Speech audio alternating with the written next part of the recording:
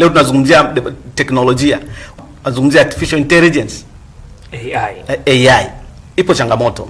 Mwalimu aliyoandaliwa kwenye content based, lakini atakwenda kufundisha mwanafunzi kwenye mifumo nadharia zaidi. Anatakuwa kwenda kufundisha mwanafunzi mwenye competence, au ambao anatakuwa develop competence kuliko contents. Mwaka 2026 tunakwenda kufanya enrollment ya wanafunzi wenye uwezo wa kupata single digit, tukiwa na malengo kuwa nasi kama Atlas kuwa kitovu cha kuzalisha viongozi bora, kuzalisha wanafunzi watakao kwenda kuwa solution ya matatizo, lakini wanafunzi ambao watakwenda kutengeneza ajira katika taaluma, lakini ajira katika vipaji.